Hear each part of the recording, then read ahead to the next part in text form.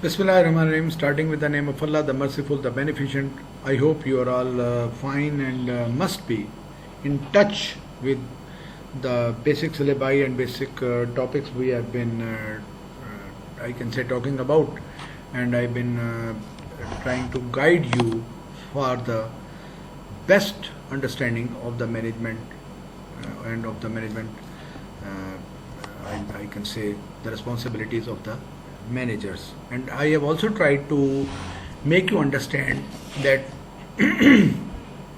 our course or our subject is basically relying on the management of the things, management of the departments, management of the programs, of the policies, and everything we do, we will try to focus it through our management, through our responsibilities of the technical advisors as health managers. Now the health education and promotion, again very important. This is new topic. We have been looking on in the previous chapter we have discussed management and of course the HMIS and of course the other points in the other guidelines for the health systems. Now we are in a position to see what education we can, what type of promotion and what type of guidance or education we can do to our people, to the group of the people for the health, for the promotion of the health. And obviously when we are trying to educate our people, we need to know the communication skills as well. So this is this chapter obviously is this way. So first of all, the health education. So health education is the process by which individuals and groups of people learn to behave in a manner conducive to the promotion, maintenance or restoration of health of themselves. I repeat, people learn to behave in a manner conducive to the promotion, maintenance and restoration of health. By saying this, we mean that we want to let our people know, we want to try to promote our people to maintain good health or to restore their good health after suffering from some illnesses. So health education is very, very much important. Until and unless somebody has got a basic knowledge of the education of health education, there is no question he or she will be able to prevent the disease and to cure the disease for himself. Then is the health promotion.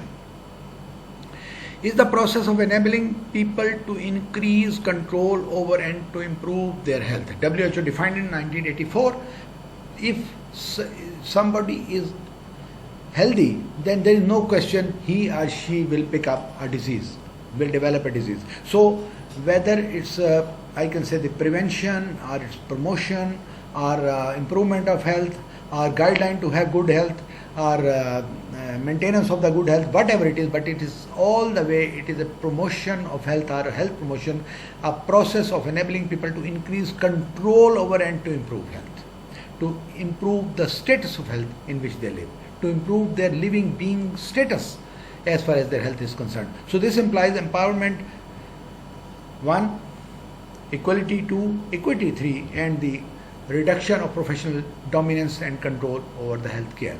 So by doing so, we mean that we can deviate, we can disintegrate the knowledge of health promotion to other people as well. We can ask other people, it's not only the responsibility of the doctor or the health technician or medical technician, it can be the responsibility of maybe a lady health worker, a lady health supervisor, maybe it may be a responsibility of even a midwife, maybe a responsibility of LHV, maybe a responsibility of the political leader, maybe a responsibility of a social worker of that area for the promotion of health. As we all know that as was the case with the COVID-19, and everybody was promoting the hand washing, everybody was promoting the SOPs for the prevention of the for the protection against the disease and prevention of the disease of the coronavirus. So that is how we can promote people to have good health. So this is the process of enhancing health and reducing the risk of ill health. By all means, if somebody has got a good health, that means he or she has reduced the risk of developing some disease. Individuals and families, not doctors and other health workers, make most of the important decisions that affect their health.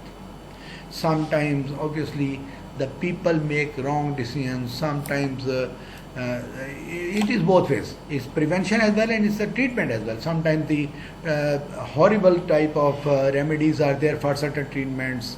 The terrible diseases like diabetes mellitus and hypertension treated for the home remedies, treated for the remedies of the hakims, of the homeopaths, treated for the remedies from the faith healers, treated for the remedies from the old people, and not treated accordingly. And second is the decisions are do not concern the doctors. Even they ask the health workers, they ask their own family members, they ask others what to do when they have got severe diarrhea, when they have got severe cholera, and they try themselves to get the treatment of their own, or the home remedies, or treatment from other type of what I can say healers, rather than the allopathic healers. So if those millions of daily decisions are made wisely, people need to be equipped with knowledge and skills necessary to exercise individual and community responsibility. I repeat, millions of the daily decisions are made by the people, by themselves, their seniors, their what I can say, their forefathers, their mothers and fathers. And if those decisions are made wisely, people should have the knowledge and skills necessary to exercise individuals and communities' responsibility. As a result of that, if the old people, if the parents, if the decision makers, leaders of the families, the political leaders, the social leaders, if they have the knowledge and they have the mind to promote health in a standard way and conveying better health knowledge or conveying standard health knowledge, then the community will be good enough to avoid the disease and to have good health. To achieve effective participation by the community and individuals, two things need to be done. So one thing is quite clear, that the health promotion needs the active participation of the community and individuals. There is no doubt about that. This is not a lecture, just giving lecture in the class and going home, whether the students follow or not. This is not a lecture of a imam mosque that just starts talking at 12:30 and has to speak to 1:30, and whether it's useful to the followers or to the what I can say people sitting in the mosque or not. It is a straight away a deal between the health workers or the health promotion officer or the doctor and the community and the individual. So two things need to be done. One, governments need to facilitate more community involvement in decision making. As I have been repeatedly telling, that the people, the end users, are the stakeholders, are the social workers, are the political leaders, are the union council leaders, are the union council nazims, are the imam mosques, all, and general public and the educated people of that community. They should have some say as far as the community health decision making is concerned. One. Two, people need to be informed of their potentials. We have to promote them. We have to guide them. We have to tell them that they can make good decisions. They can make good decisions for their children. They can save their children from polio if they get them vaccinated with polio drops. But if they avoid, they have believed in others' taboos, other talks, and talks of the irrelevant people and the misconcept of the people, then the result will not be good. They have themselves, they are educated, they know, they have sense.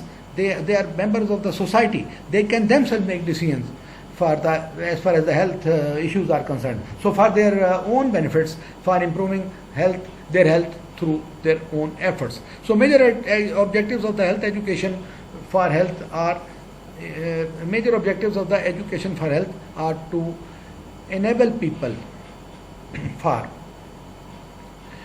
by doing health education, by doing health promotion with health education. Our objectives are: one, to define their own problems and needs. That is number one. So I said that first of all, the problems in that specific society, in specific community, in specific area, in specific union council, in specific home, in specific family, in specific individuals are identified. Then is to understand what they can do about those problems with their own resources combined with outside support. So what they can do with their own, what they can do for those health problems, for those health issues with their own, and for the support from the public side, from the government support. So that is what we have to do in next. If they know their problems now, and then they understand what are the solutions to those problems, what resources they have, and what they can do, and to decide on the most appropriate action. Now they have got this problem, they can they can solve this problem through this way, and what is the most appropriate solution to this problem, or most appropriate action should be, what is the most appropriate action which should be taken to remove or to resolve this health issue. So to promote healthy living and community well-being, this is the next step. And the next is, the aim is to help people to achieve health by their own efforts and actions. So by saying this, I mean that the ball is sent in the court of the people. The people are promoted for their own decisions. People are given the choices. People are first we tell them, identify their problems, then the health problems, and we tell them, you have got this resources. The government, the public sector will provide you this resources. Private sector will provide you this support. And now what is the solution? So sometimes they can make their best solution on their own decision. Say for example, the treatment of some health problem, some medical problem, some surgical problem, some appendectomy, some laparotomy, some surgical procedure.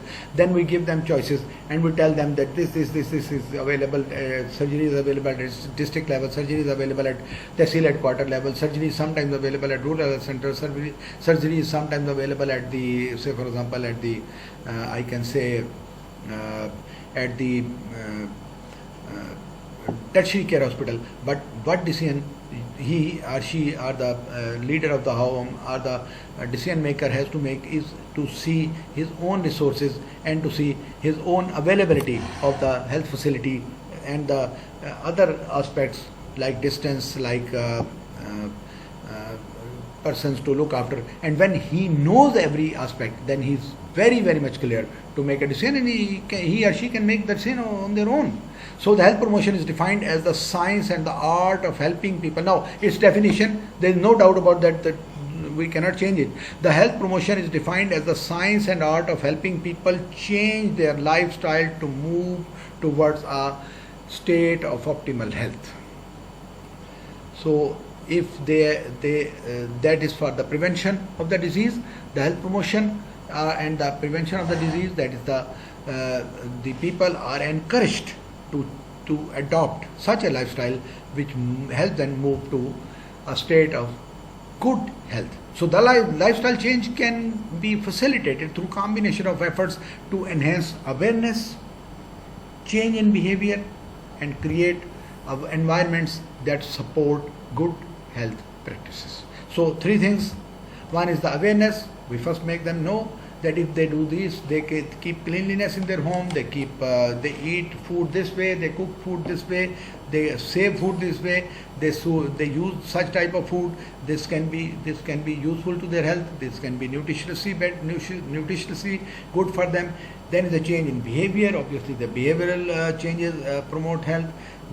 Sometimes the diseases with the use of more of the spices that can be used dangerous. Sometimes the uncooked food, sometimes what I can say, the polluted or infected food creates problem. And then is the environment. Everybody in the family, every person helping them, their own leader, their own father, their forefather, I can say their decision makers, their helpers, their peons, everybody helps, and such an environment is created where they are healthy.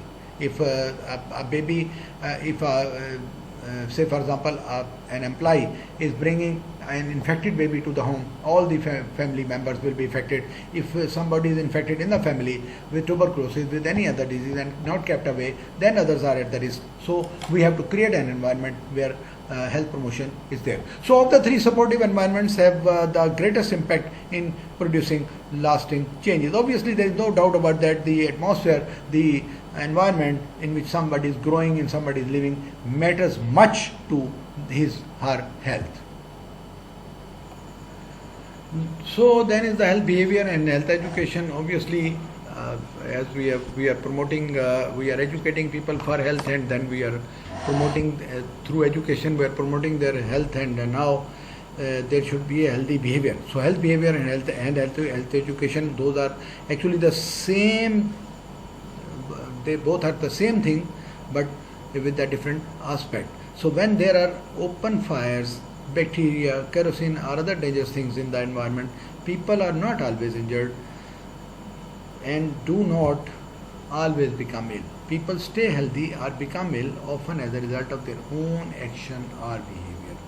If the example is kerosene in the atmosphere, fires burning alongside the living area, bacteria in the atmosphere, obviously the infected polluted air is coming, the dangerous things, other dangerous things in the air, the other sort of pollution in the water, in the air, so people are not always injured. And how they are injured and who are injured? Because of their own behaviors. Sometimes somebody can keep some say for example cloth over the nose and mouth, somebody can save, somebody can go in, somebody stays there. So whatever it is his own behavior. So people stay healthy or become ill often as a result of their own action or behavior. So health behavior is the combination of knowledge, attitudes and practices. So do not forget, so health behavior is the combination of knowledge, attitude and practices. So what we have knowledge with us, what attitude we have developed with the passage of time, and what actually we are doing, what are our practices, how we live, how we do, what we do and how we do. And so the practices, so knowledge, attitude and practice makes what I can say health behavior. And so combination of knowledge, attitudes and practices that together contribute to motivate the actions we take regarding health. So health behavior may promote and preserve good health, or if the behavior is harmful, like it is again a behavior, I cannot say health behavior or healthy behavior, it is a behavior related with health. Tobacco smoking, so may be determinant of the disease, may cause a disease. So in health education, it is very important to be able to identify the practices that cause, cure or prevent a problem. So sometimes the habits, the practices, are the determinants of the disease. So we cannot say that the health behavior, everybody is taking, everybody who takes a cigarette may not be suffering from cancer. The one who has got, most of them have got cancer of the lungs, they are tobacco smokers. So if somebody is smoking, that means he or she is at the risk of getting cancer. So there is no doubt about that. The health behavior is related with the attitude. So in health education, it is very important to be able to identify the practices that cause, cure and prevent a problem. If we want to use health education to encourage healthy ways of life, we must know the reasons behind that behavior and causes, and then prevent the illnesses. We have to promote people, to educate people to have good health behaviors. Then what this behavior is, how behavior is different. So first, by definition, what behavior is, and what is the definition of behavior in the book of psychiatry, then the health behavior, and then what things promote our health behavior, whether it's good or bad, what things promote our behavior and what in fact, health behavior. So first of all, behavior. So behavior is an action that has a specific frequency, duration and purpose, whether conscious or unconscious. So by other means, we say that the frequency, duration and purpose of doing something or not doing something consciously or unconsciously is behavior, or a part of our habit which we do consciously or unconsciously is behavior. So it is a multifaceted phenomena. Behavior is the transmission of intentions into actions.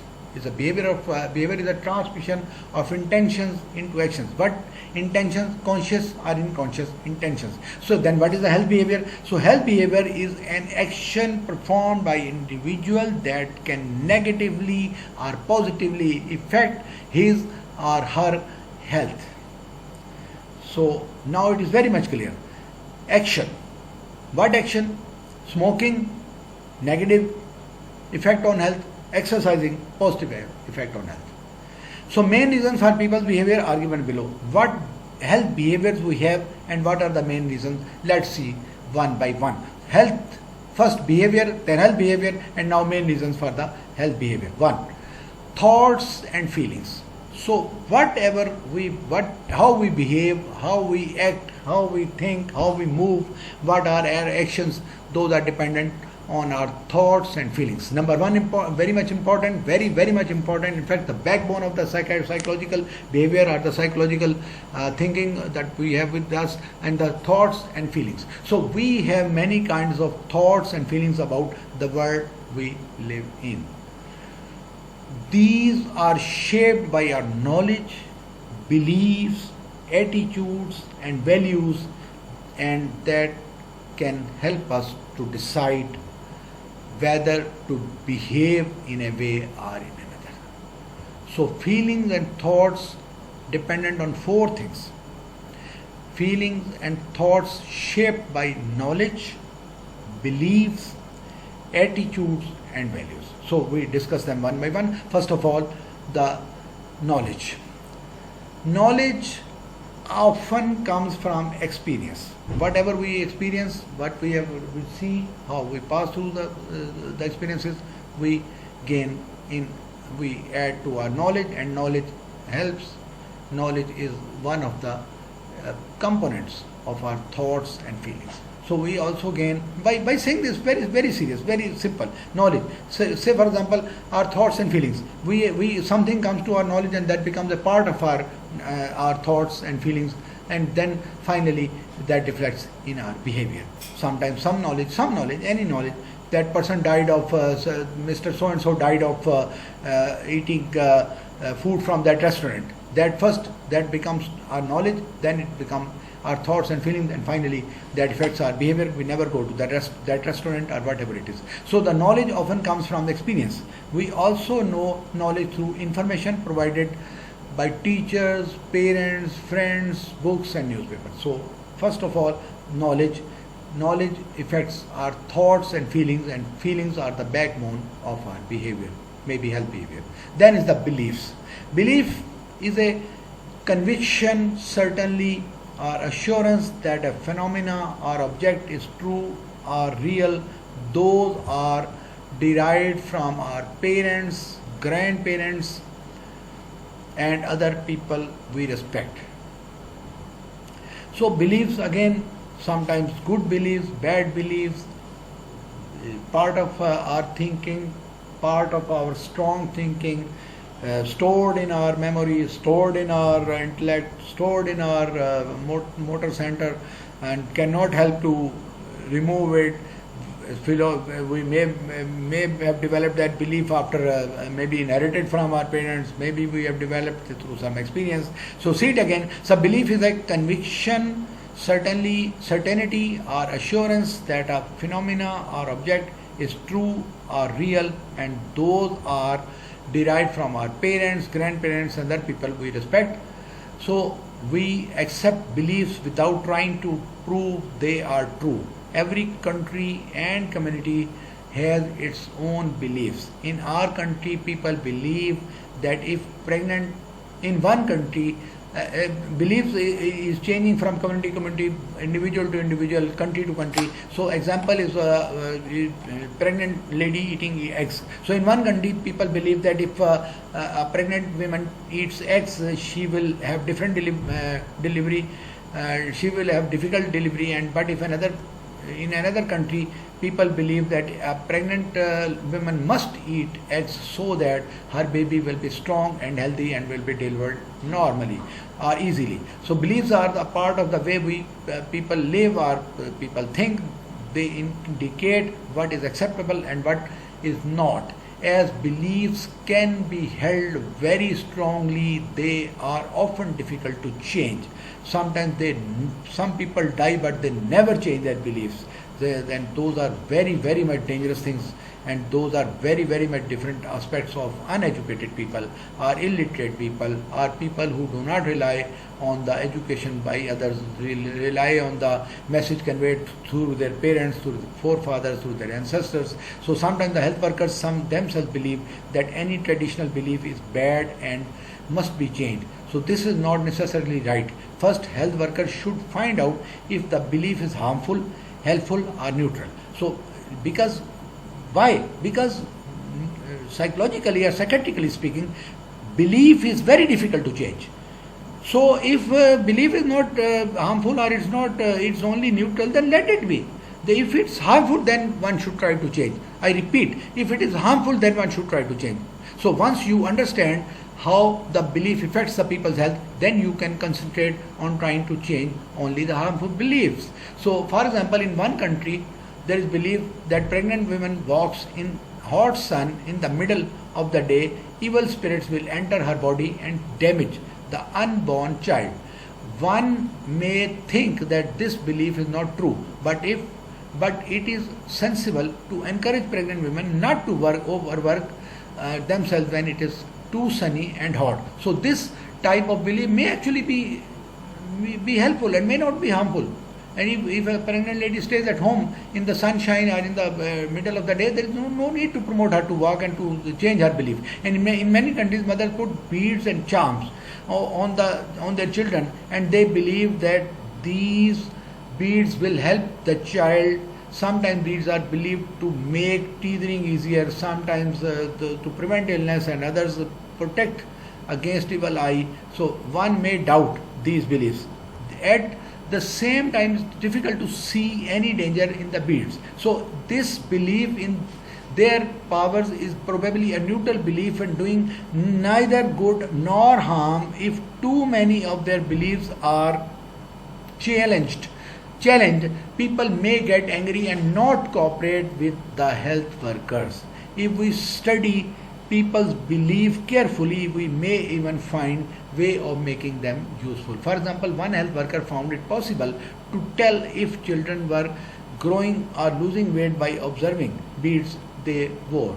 The beads around the growing child's arm would be tight. If the beads would hang loosely, after some time the child was losing weight, that means the children may not be put on the beads. So that is again very much important. We continue with the thoughts and feelings which affect our behavior. One, we saw the knowledge that we have gathered and the beliefs related with our thoughts and feelings which affect our health behavior. Meanwhile, that was the first talk from my side on what I can say health education. Health education is again important as far as the management and the MPH courses and syllabi is concerned, or the technical skills of the health advisor is concerned. So we continue. Meanwhile, goodbye. Stay blessed.